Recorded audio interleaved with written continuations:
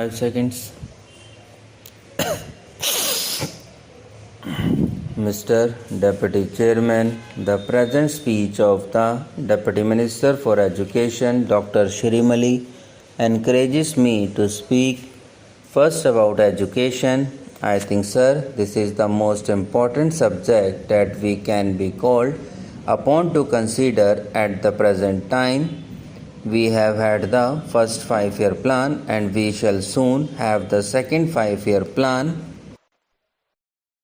It is an efficient system of education alone that can form the foundation of our national greatness. If our educational system weakness and our schools and colleges become inefficient, even 105-year plans will never be able to provide the country with that human material that it needs for carrying out its schemes and for taking the country to the stage of development which the more advanced countries expect to reach in a few years. This being the importance of education, I make no apology for dwelling on it for a few minutes.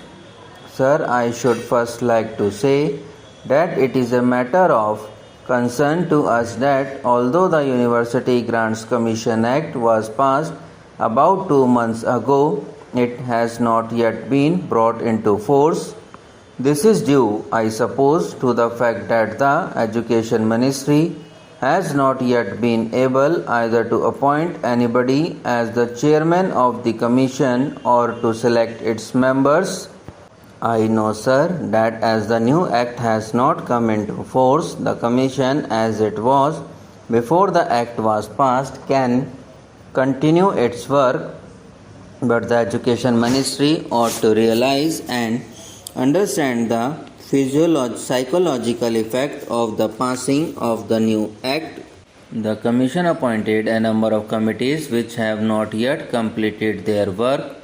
In theory, it is quite correct to say that these committees can continue to work as they were doing before, but the members of the committees who are members of the commission feel some awkwardness in engaging themselves in new activities because they may cease in a short time to be members of the commission.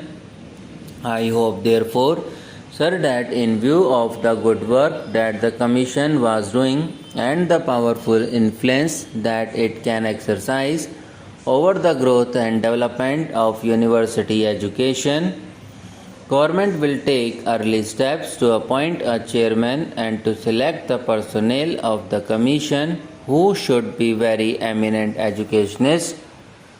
While speaking on university education, I should like to draw attention to another matter which is of the profoundest importance to the country. According to the Constitution, English is to be the language of administration for 15 years.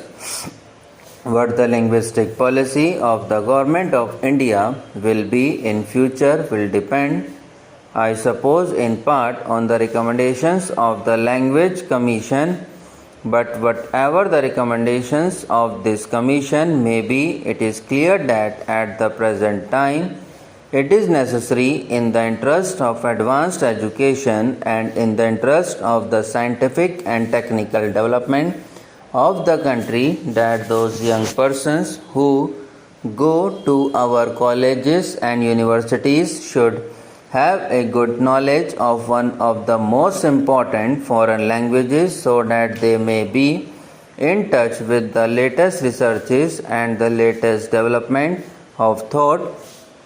While students may be free in our country to study either English or French or German or any other language, considering the past history of the country, English provides us with the best means of acquiring the knowledge that I have already referred to.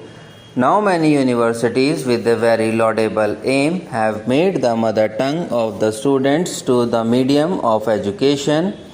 Educationally, sir, there is nothing wrong about it, but we have to consider what the practical effect of such a policy will be. If the main languages of India were well developed and if a man who knew them could acquire the latest knowledge in any branch of study and could come into contact with persons interested in his branch of knowledge, some of the difficulties that are attendant on the present policy would disappear. But there is one other question, sir, that we have to consider. English today is not merely a means of acquiring modern knowledge for ourselves, but is also a means of maintaining the unity of the country. It can be no matter of pride to us that we should have to use a foreign language in order to communicate our ideas to others and to enable the intelligentsia to understand the thoughts that are pervading the minds of the educated people in the country. But we have to take the facts as they are.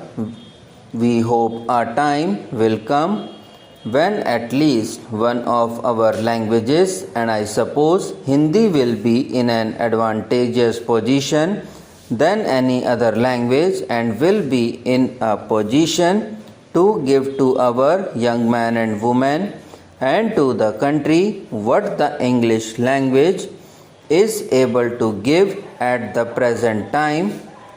But this is not a fact.